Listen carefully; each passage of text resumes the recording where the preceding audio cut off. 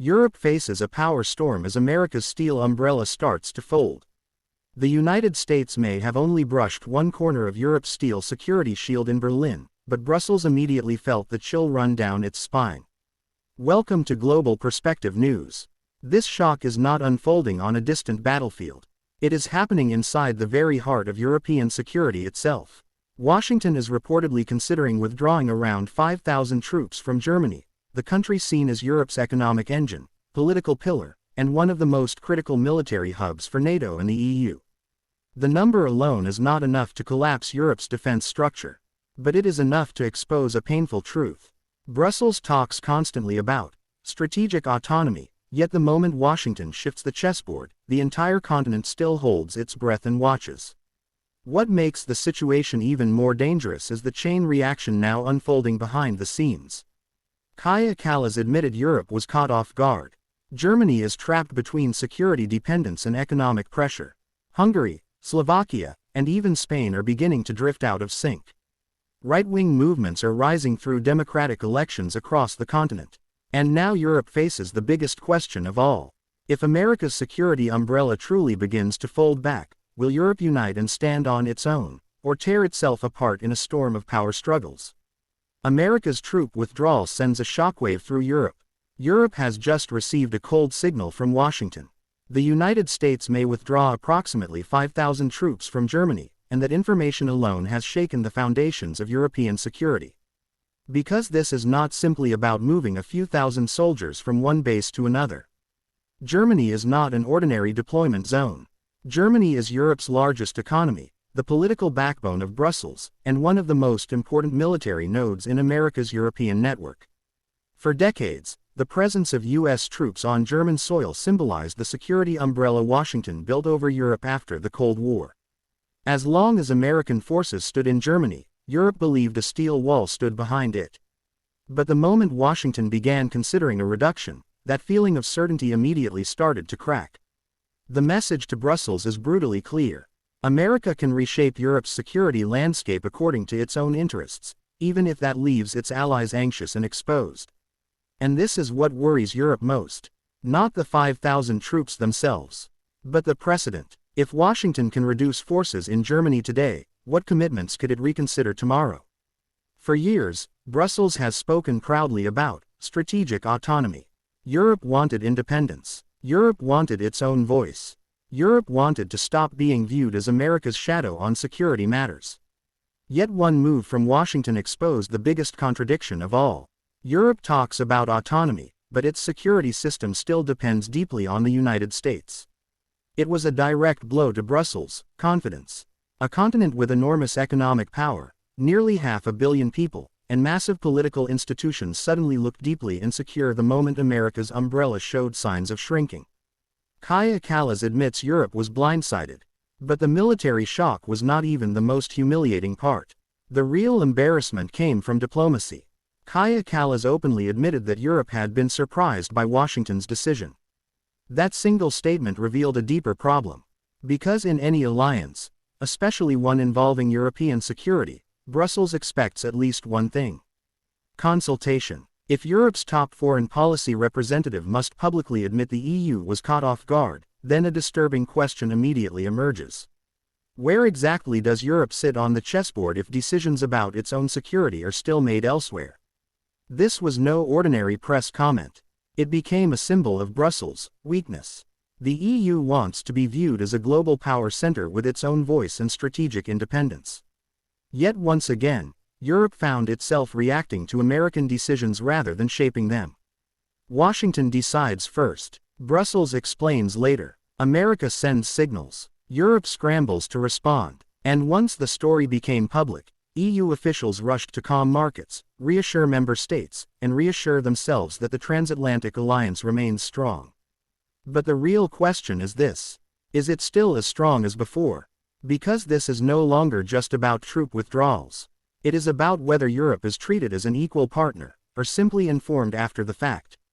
If Europe's biggest security decisions are still made in Washington before Brussels even hears about them, then Europe's dream of strategic autonomy stands on very fragile ground. Germany is being crushed between security and economics. While Brussels was still trying to regain control of the narrative, the real earthquake hit Berlin. Germany now faces pressure on two dangerous fronts at the same time. Security and economics. Following disagreements between Chancellor Friedrich Merz and President Donald Trump over American strategy, especially regarding the Middle East, cracks in German-American relations have become harder to hide. Berlin wants clarity. Washington appears increasingly impatient with Europe's cautious approach. Then suddenly came the troop withdrawal discussion, a cold reminder that America still holds the biggest cards in Europe's security game. But Germany's problems go far beyond military issues. Berlin also faces mounting economic pressure. American tariffs, industrial competition, threats to Germany's automotive sector, rising energy costs. All of this forms a strategic squeeze around the economic heart of Europe. Germany is not just another EU member. Germany is Europe's industrial locomotive, its financial backbone, its political anchor. If Germany slows down, the entire European train slows with it. If German industry weakens, supply chains across Europe suffer. And if Berlin loses confidence in Washington, Brussels struggles to project stability. Germany was once the symbol of European reliability. Now it has become the clearest example of Europe's vulnerability. One side still needs America's military umbrella. The other side faces American economic pressure. Ursula von der Leyen and Europe's crisis of trust. As Germany wobbles, attention naturally returns to Brussels itself. And increasingly, Ursula von der Leyen has become the face of a growing crisis of confidence inside the European Union. Europe is facing simultaneous pressure from every direction. Security uncertainty, industrial decline, trade tensions, immigration disputes, rising living costs, internal political instability. Yet Brussels still speaks in familiar institutional language. Stable supply chains, rules-based order, international cooperation, strategic partnerships. None of those ideas are wrong. But many Europeans feel they belong to another era. An era when globalization still promised endless prosperity. An era when American protection felt guaranteed. An era when voters still trusted Brussels' long-term promises. Today is different. European citizens no longer want distant conference speeches. They want answers. Why are energy bills still crushing households? Why is European industry losing competitiveness? Why are jobs becoming more uncertain? Why does immigration remain deeply divisive? Why does Europe still depend so heavily on an increasingly unpredictable America? This is the dangerous gap between conference room language and real life. Von der Leyen is no longer viewed merely as a political leader. She increasingly symbolizes how Brussels operates. Endless declarations, grand strategies, huge ambitions, but growing doubts about whether Europe's institutions still understand ordinary people's daily fears. Brussels still holds summits, still signs agreements, still releases statements, still speaks about long-term visions. But if Europeans feel the system no longer answers their immediate concerns, trust slowly erodes. And once trust weakens, Europe's soft power weakens with it. Because the EU cannot survive on regulations and summits alone. It also needs people to believe Brussels truly understands what is happening on the ground. Hungary and Slovakia signal a wider revolt against Brussels. For years, Hungarian Prime Minister Viktor Orban was treated as Europe's main troublemaker. He challenged Brussels repeatedly, questioned sanctions on Russia, opposed rapid integration of Ukraine into EU structures, and insisted Hungarian national interests must come before European slogans. To Brussels, Orban looked like an exception. A stubborn nationalist leader, a difficult outlier. But now Hungary no longer stands alone. Slovakia under Robert Fico is moving in a similar direction. Bratislava increasingly prioritizes economic interests, questions prolonged sanctions, and resists blindly following every Brussels decision that harms Slovak citizens. And this is what truly alarms the EU. Because when only Hungary resisted, Brussels could dismiss it as an isolated case. But once Slovakia joins in, the issue becomes something much larger. It suggests a wider European trend. National governments increasingly want power returned from Brussels back to their own capitals. Orban may no longer be an exception. He may have been an early warning sign. A symbol of a Europe where national governments refuse to sacrifice domestic interests for abstract promises of unity. What Brussels fears most is not one rebel government. It fears multiple countries beginning to ask the same question.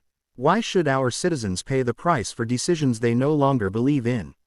Yesterday it was Budapest. Today it is Bratislava. Tomorrow it could be another European capital.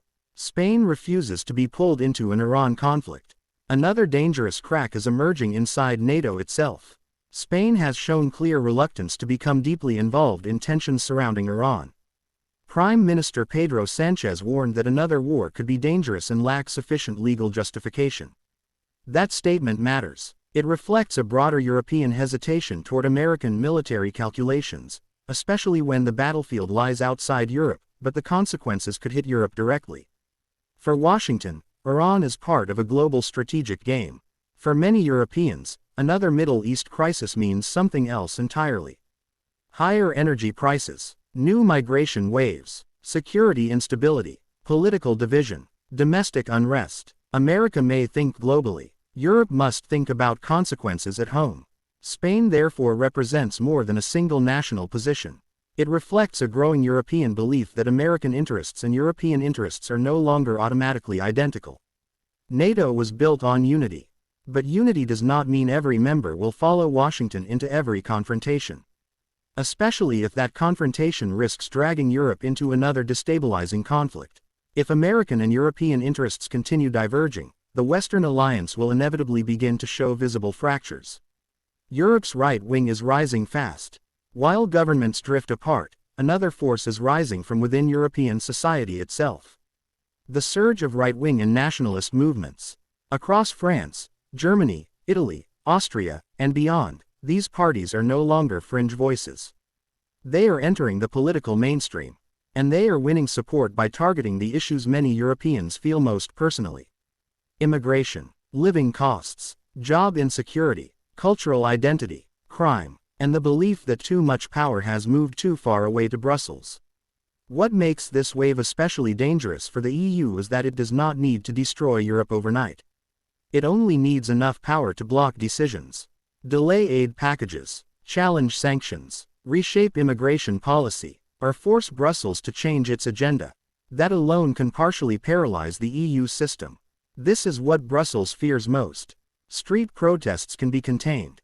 Media crises can be managed. But a rebellion expressed through democratic elections is far harder to stop. Because it carries legitimacy, and it can fundamentally reshape Europe's balance of power from within. Brussels is not only being challenged by America, Russia, or China. It is increasingly being challenged by Europeans themselves. People who once formed the foundation of the European project now ask why decisions about borders, budgets, security, migration, and energy are made so far away from everyday life.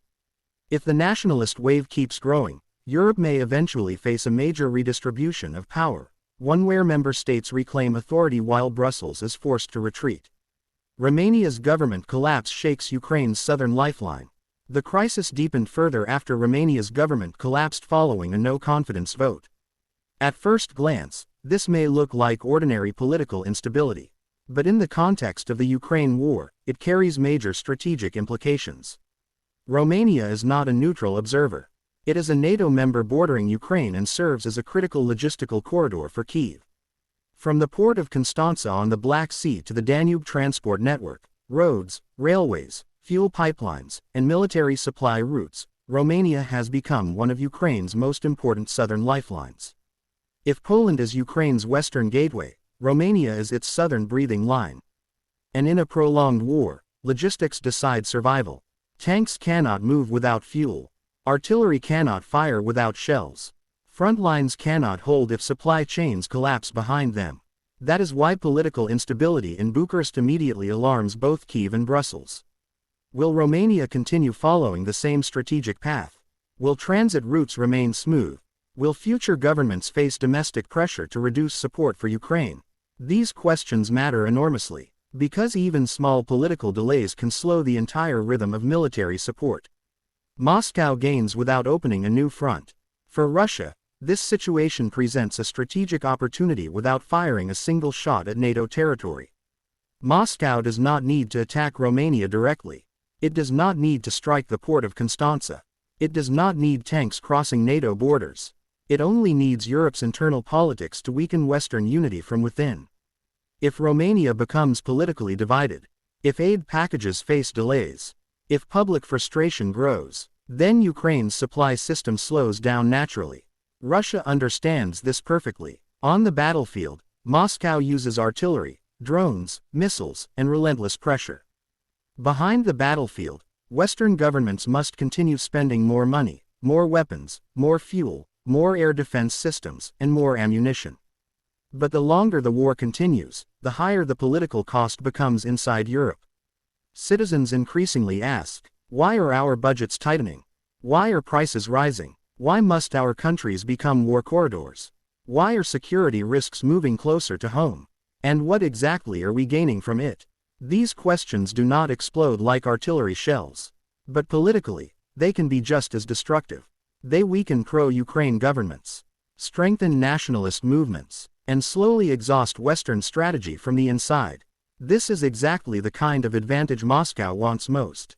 A West not defeated militarily, but weakened internally through exhaustion, division, and political erosion.